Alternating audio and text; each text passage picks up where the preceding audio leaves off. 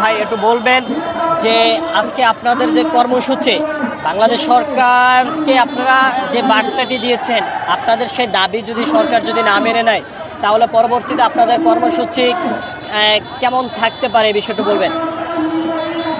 আসলে দাবি আমাদের হইল বাংলাদেশের তথা পুরা বিশ্বের যারা জানে অনাকাঙ্ক্ষিত বা পিলখানার যে ঘটনা ঘটছে, হত্যাকাণ্ড, এটা বড় ধরনের মাফিয়া চক্র হয়ে গেছে, যেটা আমাদের বিডিআর ক্ষতিগ্রস্ত বিডিআর যারা না জেনে না বুঝে কিছু লোক এর ভিতরে জড়াই হয়ে গেছে। তা আমরা যে এতগুলো লোক ক্ষতিগ্রস্ত বিডিআর, আমরা কোনো অন্যায় না করে 16টা বছর যাবৎ বাড়িতে আছি। আমাদের বিডিআর ভাইয়েরা জেলখানাতে 16 বছর যাবৎ বন্দী আছে। অনেক বিডিআর ভাইদের বাড়িতে সন্তান পোলাভাত তারা না খেয়ে অবস্থান করতেছে। তা আমার সরকারের কাছে তথা জাতির কাছে তথা বাংলাদেশের অপামর জনসাধারণের কাছে, কৃষক, শ্রমিক, বৃদ্ধ যারা আছে সবার কাছে আমার আকুল আবেদন, সরকারের কাছে, সেনাবাহিনী প্রধানের কাছে, সেনাবাহিনী প্রধান আপনার কাছে আমি এই মিডিয়ার মাধ্যমে আমি বলতে চাই, আমাদের এই গরিব ক্ষতিগ্রস্ত বিডিআর যারা দুমুড়ু ভাত পায় না, যারা অনাহারে মরে, তাদের সন্তান তারা নিত্যল ভাবে আছে, তারা না খেয়ে মরছে, তাদের সন্তান পোলাবান আজকে কোনো জায়গায় চাকরি পাচ্ছে না, তারা আজকে কোনো জায়গায় চাকরি পাচ্ছে না, তারা সমাজের ভিতরে অবহেলিত।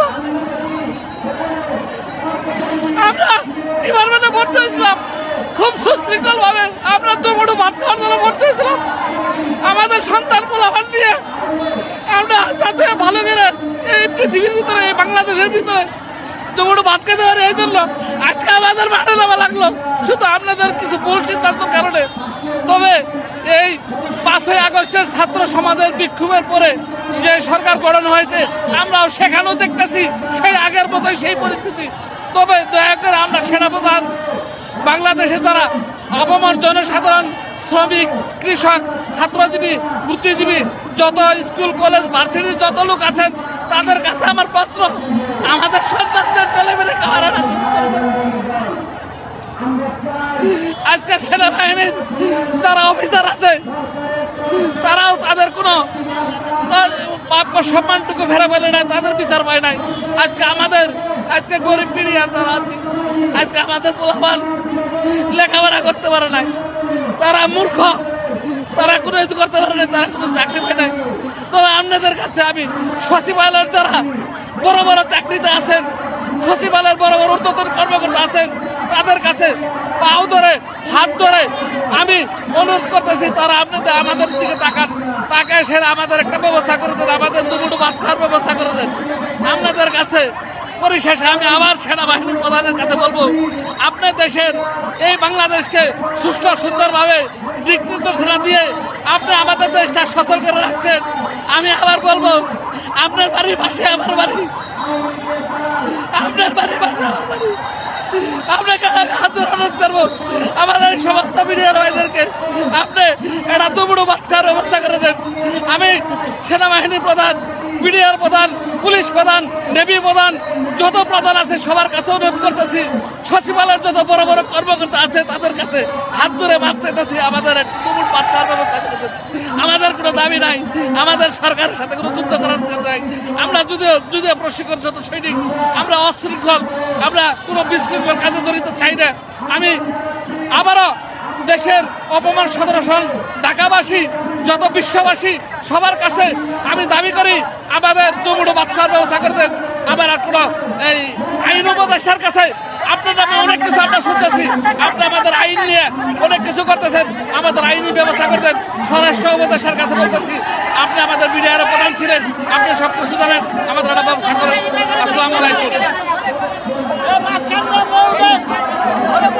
দর্শক, আপনারা শুনছেন যে এখানে একজন বিডিআর সদস্যের কথা, তার যে দাবি, সে দাবিটি কিন্তু আসলেই যে তারা করে যাচ্ছেন, তাদের যে সন্তানরা রয়েছেন তাদের ভবিষ্যতের চিন্তা নিয়ে কিন্তু তারা দাবি করে যাচ্ছেন। এখানে একজন বৃদ্ধ রয়েছেন, যদিও ছবি নিয়ে, আমরা একটু তার কাছ থেকে একটু জানতে চাইবো, যে আপনার কাছ থেকে একটু জানতে চাই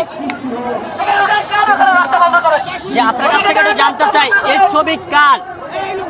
ছবি আমার, আমি হাবিলদার মোহাম্মদ হাবিবুর রহমান, 24 রেবেল ব্যাটালিয়ন।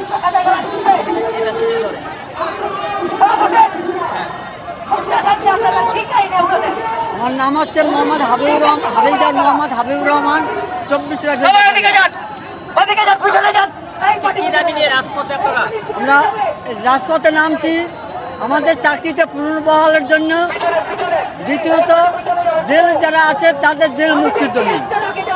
তাদের জেলের কোনো একটা কেস রয়ে গেছে, ওরা কোনো কেস চালাচ্ছে না, সরকার ওরা কোনো গুরুত্ব দিচ্ছে না। যাতে সরকার আজকে তারিখ আছে, আজকে তাদের যাতে মুক্তি দেয় সেই আন্দোলনে আমরা নামছি। আর বাকি আমাদের যে 18,500 লোকের চাকরি থেকে বহিষ্কার করছে, এদের সম্পূর্ণ ক্ষতিপূরণ দিয়ে চাকরিতে বহাল রাখার জন্য আমরা দাবি নিয়ে নামছি।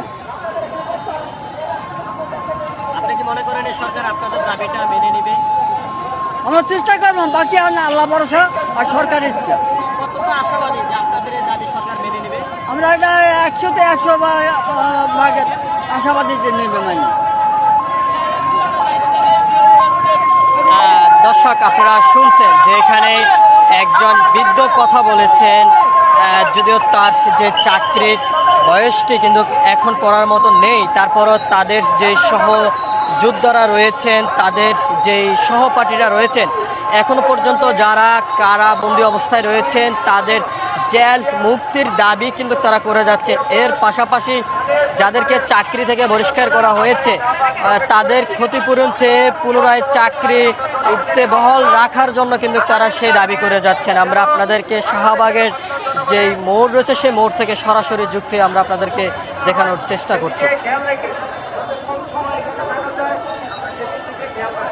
আমাদের মূলত দুটি দাবি, একটি হচ্ছে জেল মুক্তি আর একটি হচ্ছে চাকরিচ্যুত বিডিআর সদস্যদেরকে ক্ষতিপূরণ সহ চাকরিতে পুনর্বহাল। এটাই আমাদের প্রথম এবং শেষ দাবি। মুক্তি চাই, মুক্তি চাই। দর্শক আপনারা দেখতে পাচ্ছেন একদিকে আজকের এই কর্মসূচিতে যারা অংশগ্রহণ করেছেন সেই আন্দোলনকারীরা, অন্যদিকে কিন্তু আইন শৃঙ্খলা রক্ষাকার বাহিনীরও কিন্তু অবস্থায় রয়েছেন। আমরা আপনাদেরকে একটু দেখানোর চেষ্টা করছি।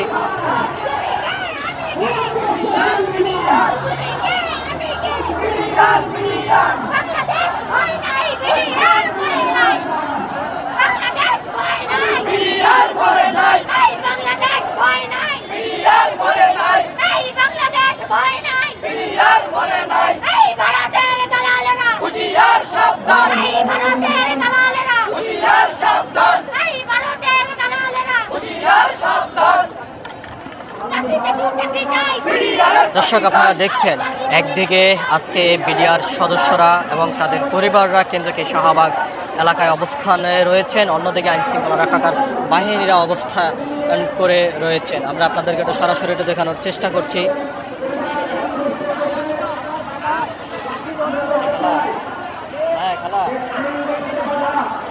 আমি তো শাহবাগে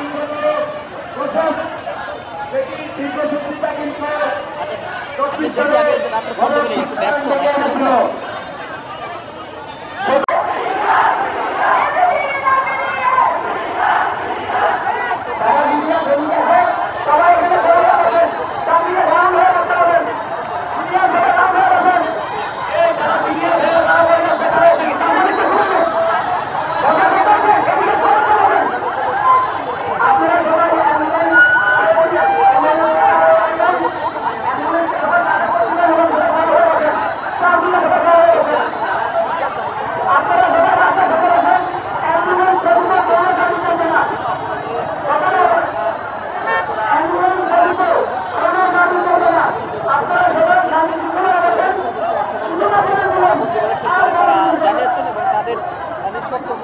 দাবি করেছেন তারা, এবং সেই দাবিতে রয়েছে সারা অংশ হিসেবে চলমান রেখেছেন।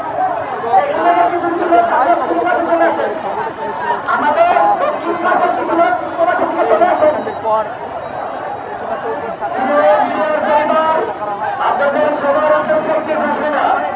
আপনারা জানেন শাহবাগ মোড় বাংলাদেশের অত্যন্ত গুরুত্বপূর্ণ স্থান, যেখানে আমাদের টিএমসি এবং বায়োডেলের মতো এবং একটু সামনে গেলে ঢাকা মেডিকেলের মতো গুরুত্বপূর্ণ জায়গা এবং মেডিকেল রয়েছে।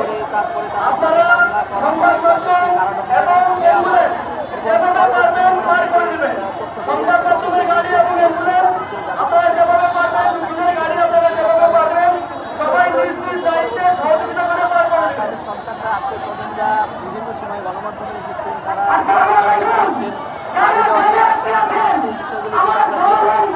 তারই অংশ হিসেবে পর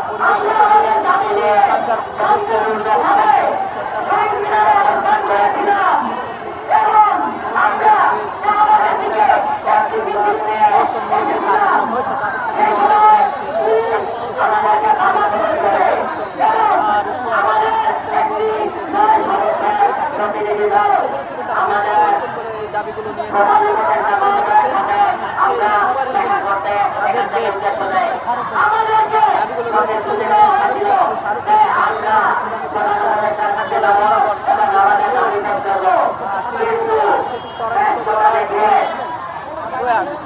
সেটি যাতে সেই দাবিতে গেল কিছুদিন ধরে আমরা দেখছিলাম যারা বিভিন্নভাবে সংবাদ সম্মেলন কিংবা ছোট আকারে হলেও তারা কর্মসূচি পালন করছে। আমরা দেখছি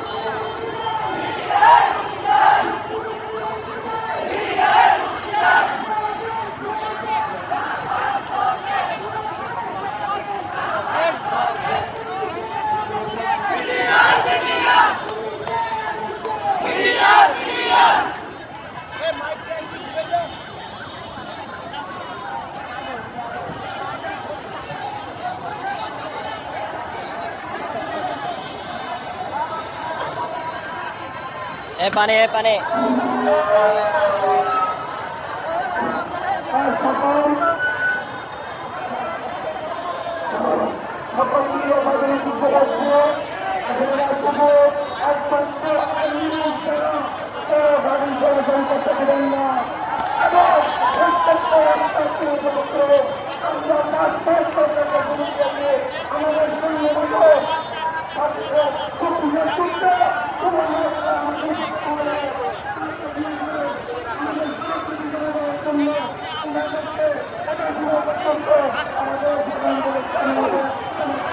গতকালকে যে কেন্দ্রীয় শহীদ মিনারের সামনে যে কর্মসূচি ডাক দিয়েছেন বিডিআর সদস্য এবং বিডিআর সদস্যদের পরিবাররা, সেই কর্মসূচিতেই দেশের বিভিন্ন জেলা থেকে এই শহীদ মিনারে এসে জড়ো হতে শুরু করেছেন বিডিআর সদস্যদের পরিবাররা। আমরা আপনাদেরকে একটি বিষয় একটু জানিয়ে রাখতে চাই, বিডিআরদের আজকে যে মামলাটি শুনানির কথা ছিল সেই মামলাটির শুনানির রায় কিন্তু স্থগিত করা হয়েছে আজকে সকালে, এমনটি কিন্তু কোর্ট থেকে বলা হয়েছে।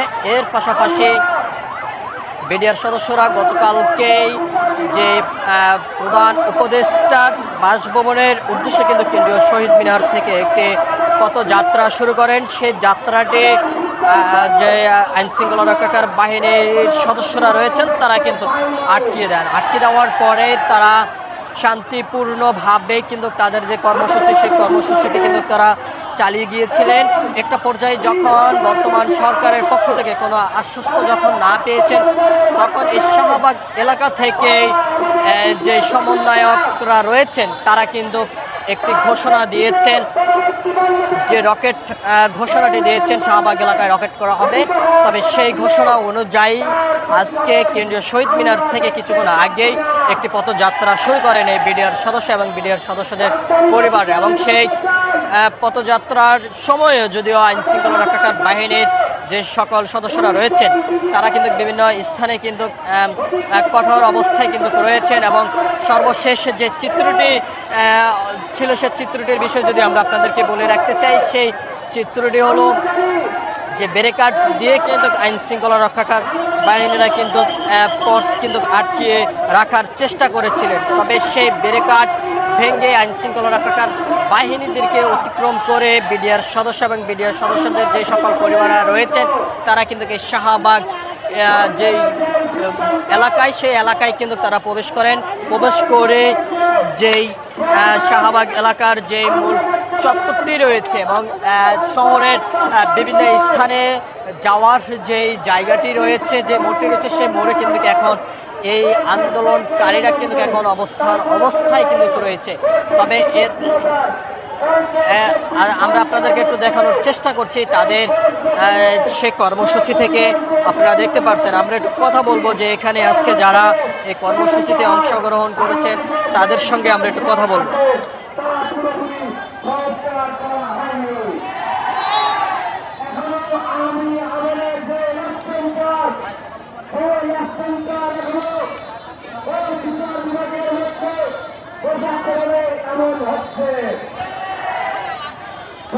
ভাই এবং বন্ধুগণ, আপনারা এখানে কেন যাচ্ছেন এই বিষয়ে বলেন।